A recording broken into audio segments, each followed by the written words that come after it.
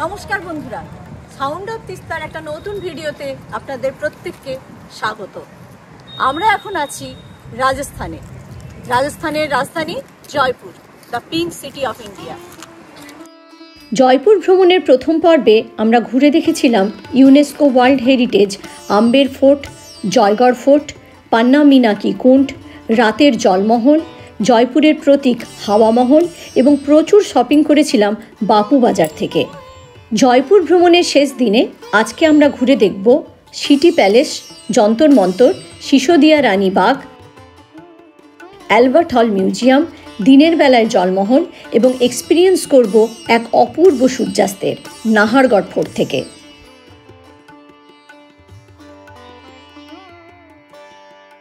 Railway স্টেশনের সামনে থেকে যদি থ্রু মেট্রো আপনি যদি হাওয়া মহল যেতে চান তাহলে আপনাকে নামতে হবে বড়ি চৌপড়, আর যদি সিটি প্যালেস কিংবা যন্তর মন্তর যেতে চান তাহলে নামতে হবে আপনাকে ছোটি চৌপড়। এই সিটি প্যালেসটা কিন্তু বড়ি চৌপড় আর ছোটি চৌপড়ের মাঝামাঝি, দুটোর থেকে কিন্তু ওয়াকিং ডিস্টেন্স, ওয়াকিং তাও not more than 7 to 8 minutes. Metro করে আমরা এসে পৌঁছলাম বড়ি চৌপড় স্টেশনে।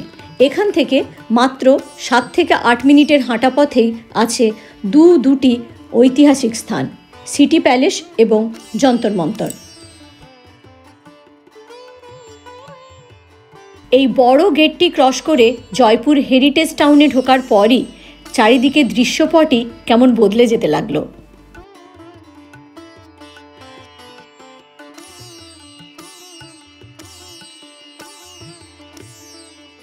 জয়পুর সিটি প্যালেসের টিকিট কম্পোজিট টিকিটের মধ্যে আসে না, আলাদাভাবে টিকিট করতে হবে, অনলাইন কিংবা অফলাইন। ভিডিও শেষে আমরা তার বিস্তারিত তথ্য দিয়ে দেব।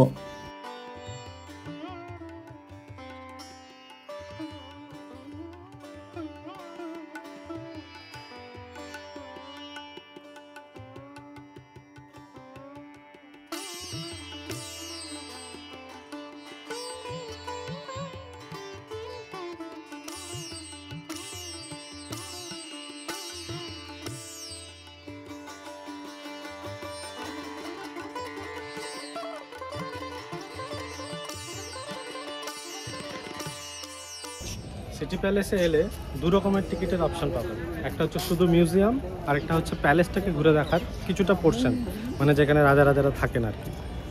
আপনি আপনার সুযোগ সময় অনুযায়ী যে কোনো একটা টিকিট কাটতে পারেন। রাজপুত শাসকদের নিবাস এই 7 তলা বাড়িটি হল চন্দ্রমহল, যেখানে রাজারা বাস করেন।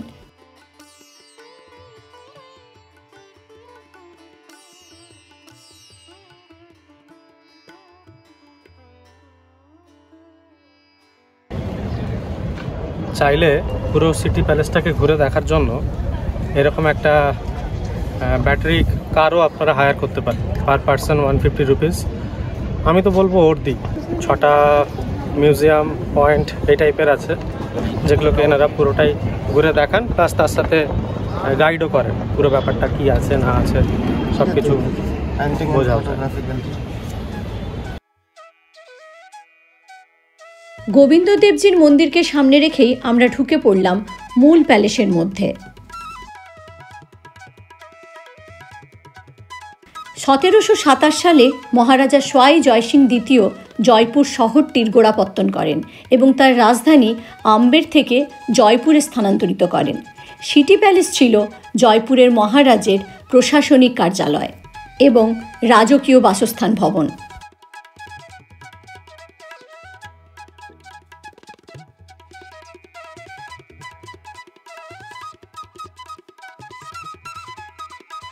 প্রথমেই আমরা এসে পৌঁছলাম প্রীতম নিবাসে।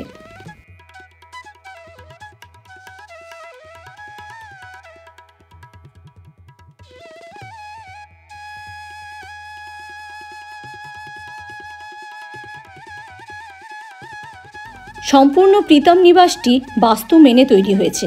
এখানে রয়েছে 4টি গেট। আমরা প্রবেশ করলাম ময়ূর গেটের মধ্য দিয়ে, যেটি বর্ষায় এই ভবনে প্রবেশ করার জন্য ব্যবহার করা হতো।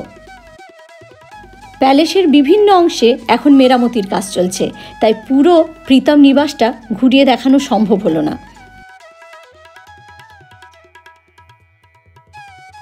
আমরা এসে পৌঁছেছি দেওয়ানি খাসে। এখান থেকেই রাজারা তাদের সমস্ত গুরুত্বপূর্ণ প্রশাসনিক কার্যক্রম সারতেন।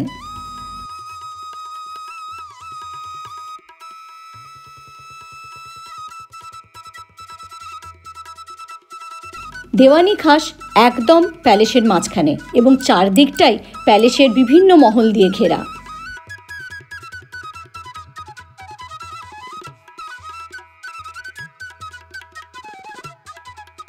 এই হলো সেই রূপোর কলসি, যে কলসিতে গঙ্গা জল দিয়ে প্রিন্স অ্যালবার্টকে সম্বর্ধনা জানানো হয়েছিল। গিনেস বুক অফ ওয়ার্ল্ড রেকর্ডে এটি স্থান পেয়েছে।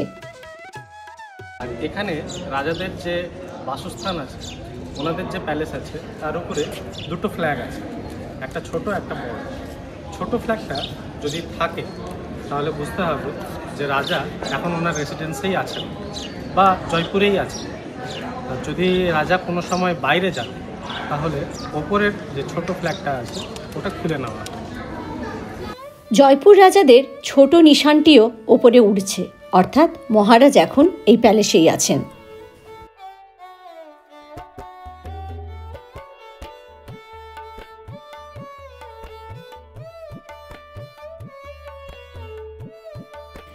জয়পুরের সিটি প্যালেসে 6টি মিউজিয়াম আছে। আমরা এক একটি করে ঘুরে দেখছি। এখন এসে পৌঁছেছি শিলেখানা। এটি অস্ত্রের মিউজিয়াম।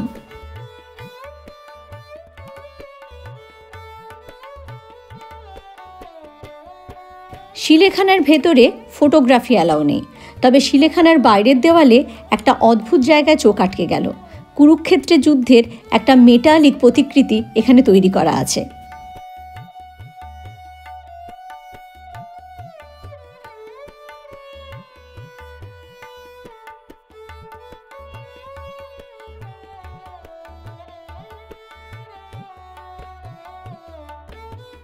সিটি প্যালেস এখনও জয়পুরের রাজাদের আবাসস্থল হিসেবে ব্যবহৃত হয় এবং এখানে রাজপরিবারের প্রায় 500 জন কর্মচারী রয়েছেন।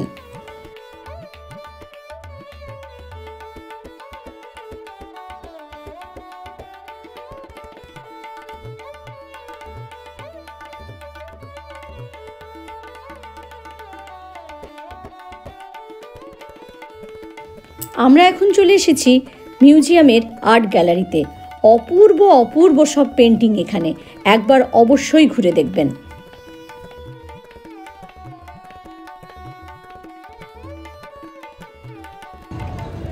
অনেকক্ষণ পর ছোটবাবুর ইচ্ছে হলো যে একটু সামনে যেয়ে বসবো, তাই আমরা দুজন পেছনে।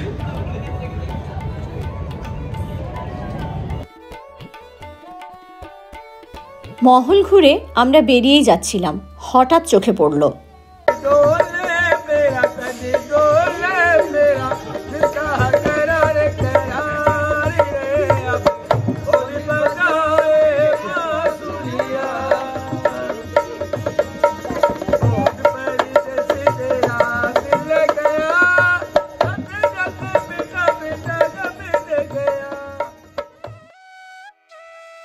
বেশ কিছুক্ষণ ধরে পুতুল নাচটি উপভোগ করার পর আমরা বেরিয়ে যাচ্ছি সিটি প্যালেস থেকে। এবারের আমাদের গন্তব্য যন্তর মন্তর। সিটি প্যালেস আর যন্তর মন্তর রাস্তার এদিক আর ওদিক, এবং এই দুদিকেই প্রচুর পরিমাণে হাতের কাজের জিনিস আপনারা পেয়ে যাবেন।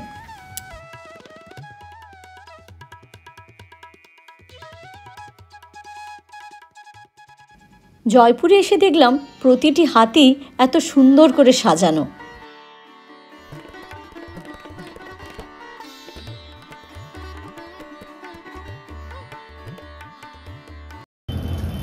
জয়পুর হলো গোল্ডেন ট্রায়াঙ্গেল ট্যুরিজমের একটা পার্ট, যেটা দিল্লি, আগ্রা আর জয়পুরকে নিয়ে তৈরি হয়। জয়পুর কালচারালি এতটাই ডেভেলপ যে তাকে প্যারিস অফ ইন্ডিয়া বলা হয়।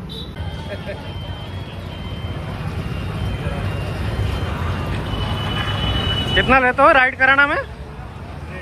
100। कहाँ तक घुमाते हो? सिटी पैलेस के गेट से यहाँ तक?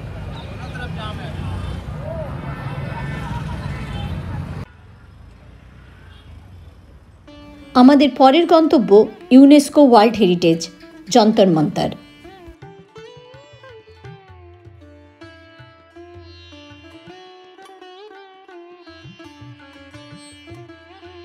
যন্তর শব্দটি এসেছে সংস্কৃত শব্দ যন্ত্র থেকে, যার অর্থ ইনস্ট্রুমেন্ট, আর মন্তর শব্দটি এসেছে সংস্কৃত শব্দ মন্ত্র বা মন্ত্রণা থেকে, যার অর্থ পরামর্শ বা গণনা অর্থাৎ ক্যালকুলেশন।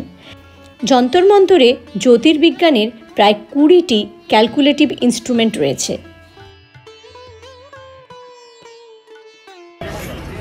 একটা জিনিস দেখুন,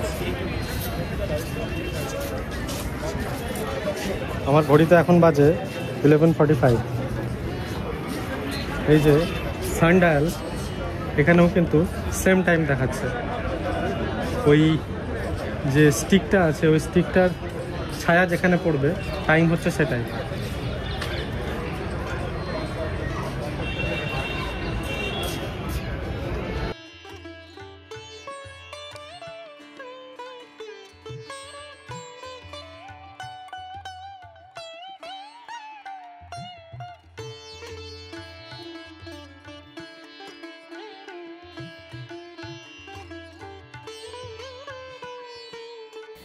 সতেরোশো 27 সাল থেকে 1734 সালের মধ্যবর্তী সময়ে মহারাজা সোয়াই জয়সিং দ্বিতীয় যন্তর মন্তর নির্মাণ করেন। তিনি এই ধরনের 5টি স্থাপত্য 5টি বিভিন্ন স্থানে নির্মাণ করেছিলেন, যাদের মধ্যে একটি দিল্লিতে এবং একটি জয়পুরে অবস্থিত। দুইখানা ওয়ার্ল্ড হেরিটেজ সাইট আছে জয়পুরে, একটা আমের fort and another is Jantar Mantar. Bharatvarsha বিজ্ঞানের দিক থেকে কতটা যে এগিয়ে ছিল, আপনি অবশ্যই এখানে একবার এলে প্রাউড ফিল করবেন।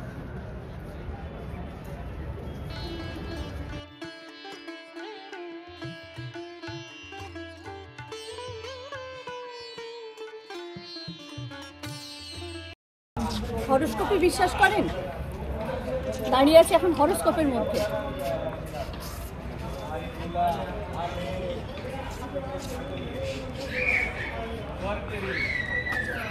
কর্কট, ক্যান্সার, বৃষ, টরাস।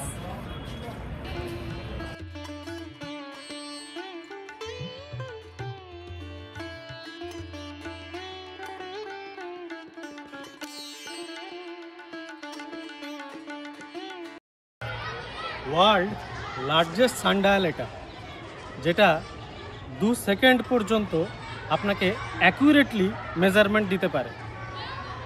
मेरा भारत महान था, महान है, महान रहेगा।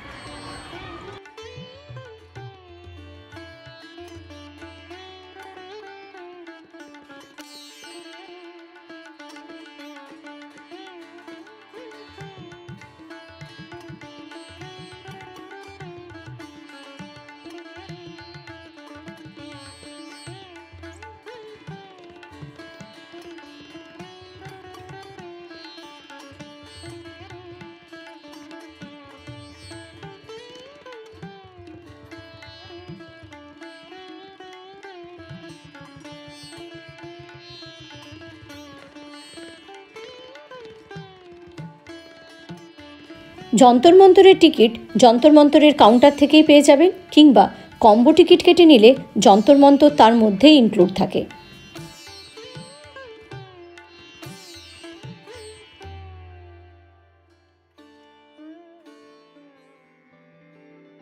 যন্তর মন্তর থেকে বেরিয়ে আমরা এখন চলেছি জয়পুর শহর থেকে প্রায় 6 কিলোমিটার দূরে অবস্থিত একটি প্রাসাদ উদ্যানে, যার নাম সিসোদিয়া রানী উদ্যান।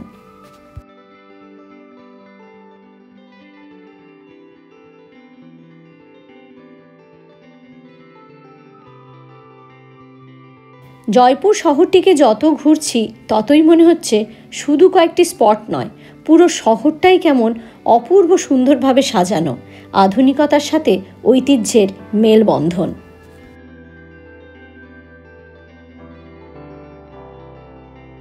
প্রায় মিনিট 20 জয়পুর শহরের অসাধারণ সৌন্দর্য উপভোগ করতে করতে আমরা চলে এলাম সিসোদিয়া রানী গার্ডেনে।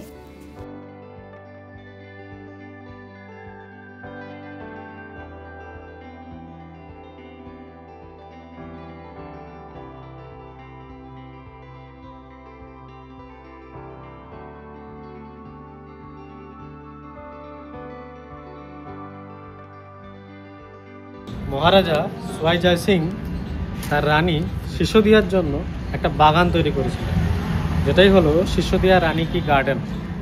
আমরা এখন সেই গার্ডেনের মধ্যে ঢুকছি। মনে মনে একটু ভেবে রাখুন, বিশেষ করে যারা হাজব্যান্ড, আপনি আপনার রানীর জন্য কি করেছেন।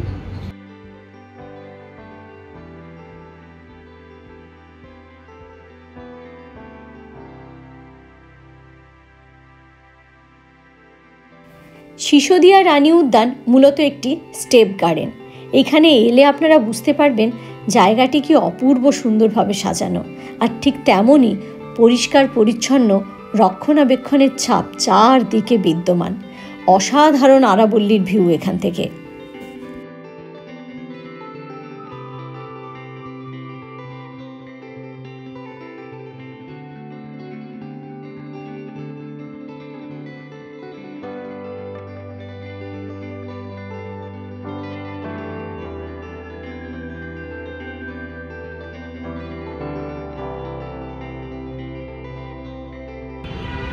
সিসোদিয়া ছিলেন উদয়পুরের রাজকন্যা। জয়পুরের মহারাজার সঙ্গে তার বিয়ে হয়েছিল একটাই শর্তে, যে তিনি জয়পুরের পাটরানী হবেন। মহারাজ তার কথা রেখেছিলেন এবং পাটরানী তিনি হয়েও ছিলেন। এই পুরো গার্ডেনটা মহারানী সিসোদিয়ার জন্য বরাদ্দ ছিল। আরাবল্লীর কোলে এই গার্ডেনটা অত্যন্ত সুন্দর। আপনাদের কাছে যদি একটু সময় থাকছে তাহলে অবশ্যই ঘুরে দেখতে পারেন সিসোদিয়া রানী কি বাগ।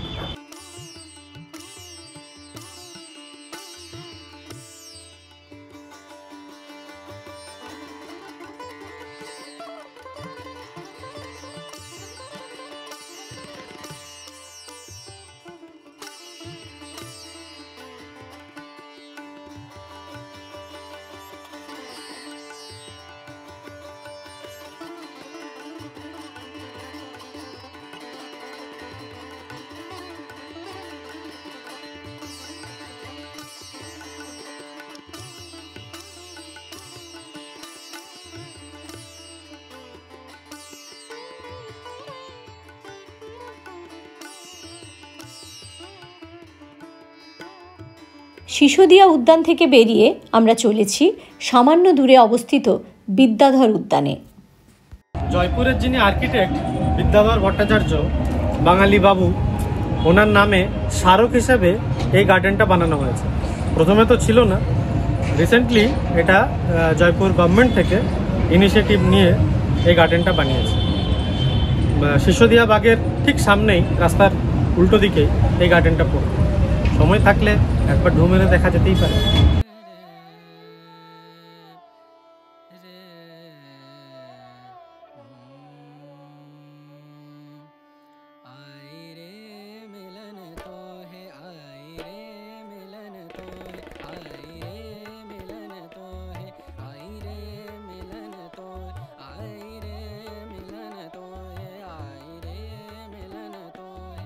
গার্ডেনের ওপরের অংশে দাঁড়ালে মন আপনিই ভালো হয়ে যেতে বাধ্য। অপূর্ব সুন্দর চারিদিকের পরিবেশ। সত্যি রাজস্থান মানেই রাজপুতানার ঐতিহ্য। গার্ডেনের অপর দিকের অংশে কোনো প্রোগ্রাম থাকার জন্য ওদিকে আজকে আমাদের প্রবেশ নিষেধ, তাই আমরা ফিরে যাচ্ছি। এখন যাব অ্যালবার্ট হল মিউজিয়ামে।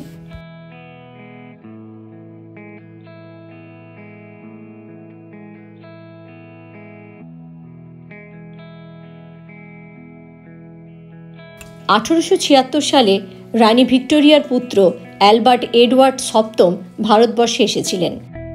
জয়পুরের মহারাজ সোয়াই রাম সিং তাকে স্বাগত জানানোর জন্য জয়পুর শহরটিকে গোলাপি রঙে রাঙিয়ে তুলেছিলেন। প্রিন্স অ্যালবার্ট জয়পুরের নামকরণ করেছিলেন দ্য পিঙ্ক সিটি।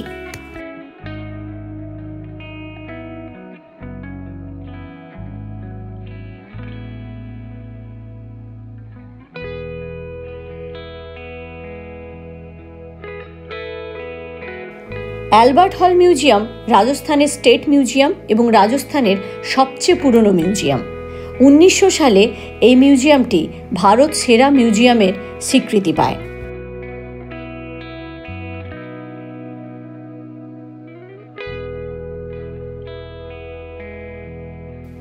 প্রায় 138 বছরের পুরনো এই মিউজিয়ামটি ডিজাইন করেছিলেন স্যামুয়েল সুইটন জ্যাকব।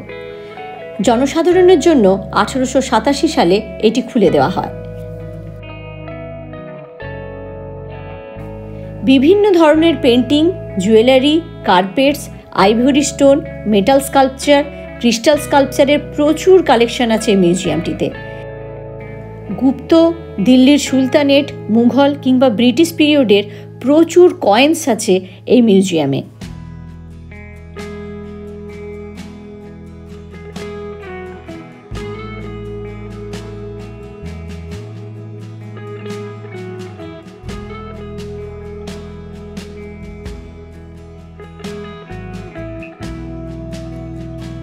শুধুমাত্র ভারতবর্ষ নয়, Japan, Sri Lanka, Myanmar, Hungary, Germany প্রভৃতি বিভিন্ন দেশের পটারি, কার্পেট, জুয়েলারি, বিভিন্ন ধরনের মিউজিক্যাল ইনস্ট্রুমেন্ট, উডওয়ার্ক, স্টোন ওয়ার্কের প্রায় 19,000 কালেকশন আছে এই মিউজিয়ামের দখলে।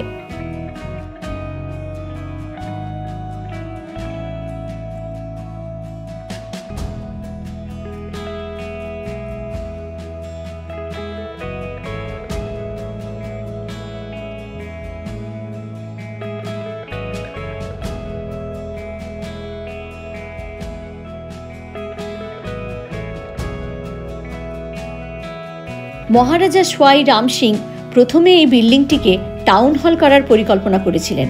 পরে তার পুত্র মাধব সিং দ্বিতীয় এটিকে মিউজিয়াম করার পরিকল্পনা করেন।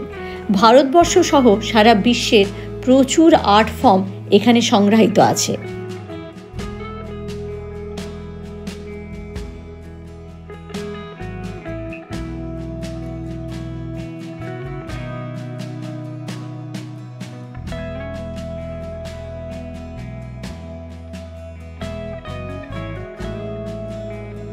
তবে এই মিউজিয়ামের সবচেয়ে বড় আকর্ষণ হলো একটি মিশরীয় মমি।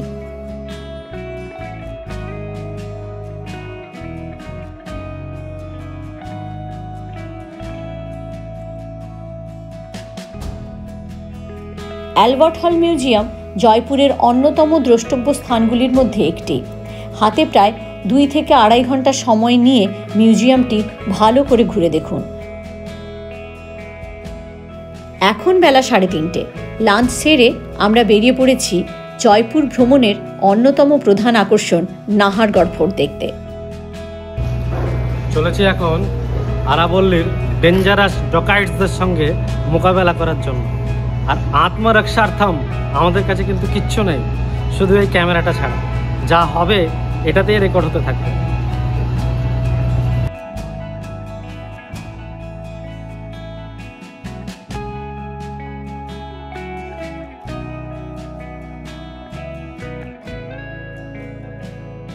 নাহারগড় ফোর্ট যেতে হলে আমাদের জলমহলের সামনের রাস্তা দিয়ে যেতে হবে। চলুন জলমহলের দিনের বেলার ভিউটা একবার ঘুরে দেখাই।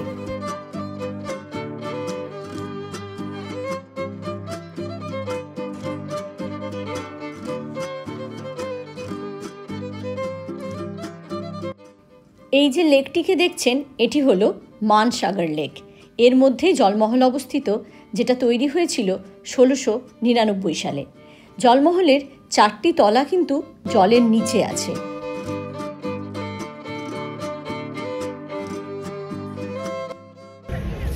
এই জায়গাটাতে এসে আমার একটাই আফসোস যে কেন গভর্নমেন্ট কোনো ব্যবস্থা করলো না যে লঞ্চে বা স্টিমারে করে অন্তত ইভেন বোটে করে হলেও একটু এই চারপাশটা ঘুরিয়ে দেখানোর জন্য।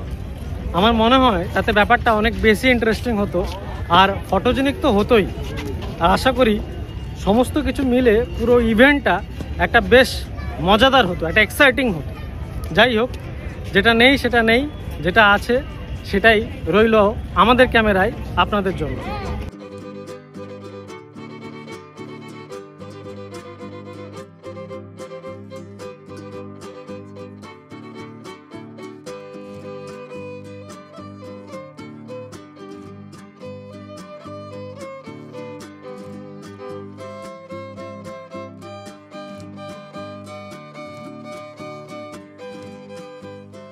আর কিছুক্ষণের মধ্যেই আমাদের বহু প্রতীক্ষার অবসান হতে চলেছে। আমরা চলেছি সেই জায়গায় যে জায়গার সাথে আমাদের ছোট্টবেলার পরিচয়, সত্যজিৎ রায়ের সোনার কেল্লার হাত ধরে।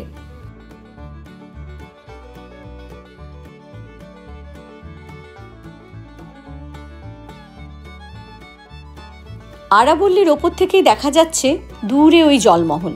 তবে এটা ভেবে খুব রোমাঞ্চ লাগছে, যখন আমরা ফিরব তখন এই পুরো জায়গাটা আলোর মালায় ঝলমল করবে।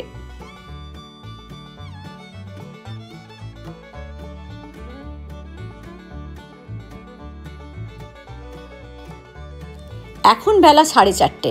আমরা এসে পৌঁছলাম নাহারগড় ফোর্টে। নাহারগড় ফোর্টের টিকিটের মূল্য জয়পুর দর্শনের কম্পোজিট টিকিটের মধ্যেই ধরা আছে।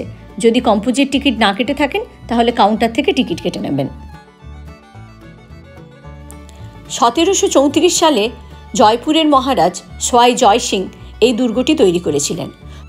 মূলত প্রতিরক্ষার জন্য নির্মিত হলেও এটি রাজাদের বিশ্রামস্থল ছিল।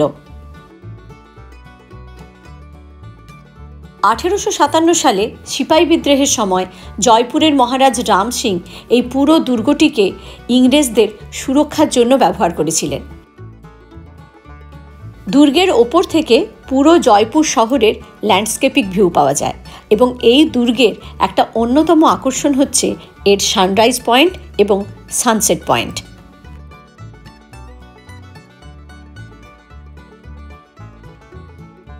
এখন মহল ঘুরে দেখতে গেলে সূর্যাস্তটা মিস হয়ে যেতে পারে, তাই সোজা আমরা সানসেট পয়েন্টে চলে যাচ্ছি।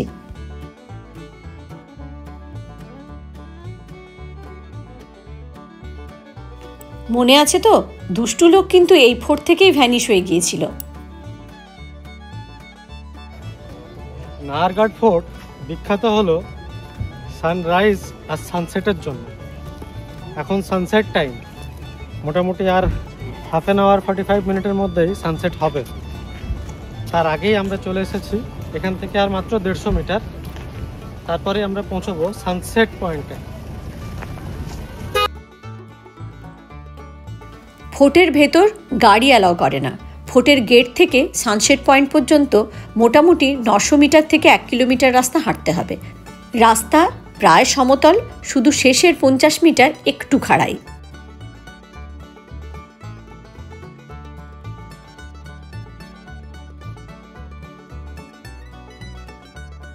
ফোর্টের ওপর থেকে জয়পুর শহরটিকে যে কি অসাধারণ লাগছে সত্যি বলে বোঝানো যাবে না।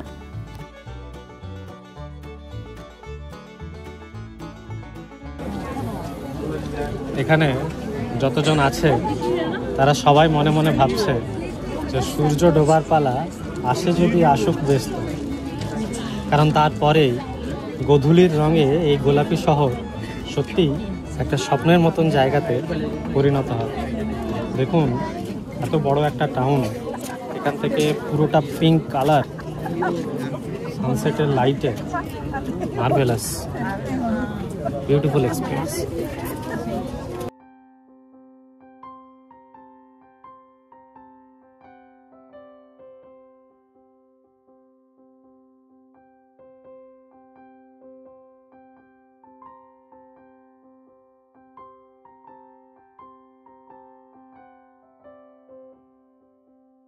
সানসেটের সময় যতই এগিয়ে আসছে ধীরে ধীরে লোক সমাগম বেড়ে চলেছে।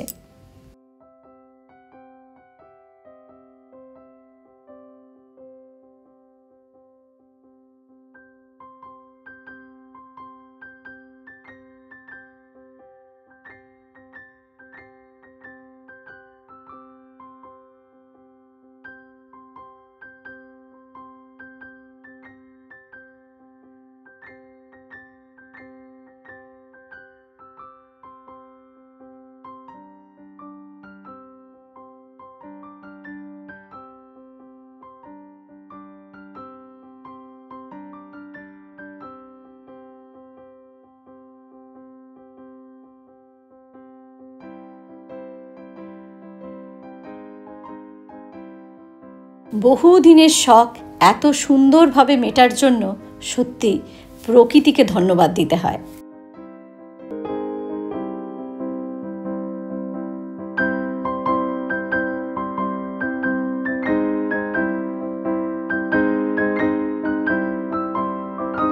বৃষ্টি বৃষ্টির জল ধরে রাখার জন্য খুব বড় একটি জলাধার এখানে আছে।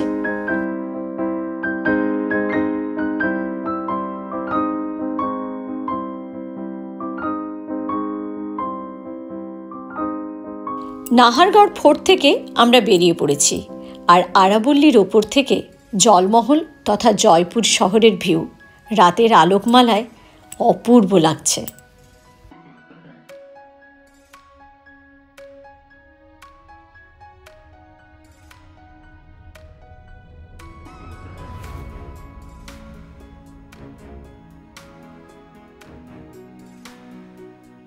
আজ আমাদের জয়পুর সফরের শেষ দিন। এত আলো ঝলমলে এবং রঙিন শহর সত্যি খুব কম দেখা যায়। মনটা তাই বড্ড ভারাক্রান্ত লাগছে। আজ আমাদের ফেরার পালা। এই সুন্দর শহরটিকে ছেড়ে যেতে কারই বা মন ভালো লাগে, কারণ বাঙালিদের সাথে রাজস্থানের এক আত্মার যোগ আছে। ফিরতে তো হবেই, তবে তার আগে কিছু গুরুত্বপূর্ণ তথ্য আপনাদের জন্য। রাজস্থান প্ল্যান করলে অবশ্যই শীতকালে করবেন, আর শুধু জয়পুর শহরটিকে ঘুরে দেখতে গেলে 2 থেকে আড়াই দিনই যথেষ্ট। জয়পুর ঘুরতে গেলে চেষ্টা করবেন জয়পুর দর্শনের অনলাইন সাইট থেকে কম্পোজিট টিকিট করতে। এই একটি টিকিটে 9টি জায়গা ঘুরে দেখা যায়। এক্ষেত্রে পকেটের ওপরও চাপ কম পড়বে এবং সময়ও সাশ্রয় হবে। তবে সিটি প্যালেস দেখার জন্য আপনাদের আলাদা করেই টিকিট করতে হবে। জয়পুর ঘোরার জন্য আমরা কোনো গাড়ি বুক করিনি, অনলাইনের মাধ্যমে অটো বুক করে নিচ্ছিলাম। তাতে নিজেদের পছন্দ মতো এবং সময় মতো জায়গাগুলোকে ঘুরে দেখা যায়। চেষ্টা করবেন রেলওয়ে স্টেশন সংলগ্ন কোনো হোটেল নিতে, সেক্ষেত্রে মেট্রো অ্যাভেল করতে পারবেন এবং বেশ কিছু জায়গা আপনারা মেট্রো করেই ঘুরে নিতে পারবেন। আজ তাহলে এই পর্যন্ত বন্ধুরা, আবার ফিরব নতুন ভিডিওর সাথে। ততক্ষণ ভালো থাকবেন, সুস্থ থাকবেন এবং অবশ্যই ভ্রমণে থাকবেন। কেমন লাগছে আমাদের ভিডিওগুলো কমেন্ট করে জানান আমাদেরকে। আমাদের ভিডিওগুলো যদি আপনাদের ভালো লেগে থাকে তাহলে আপনাদের বন্ধুদের সাথে শেয়ার করুন, আর সাবস্ক্রাইব করতে ভুলবেন না আমাদের চ্যানেল সাউন্ড অফ তিস্তা।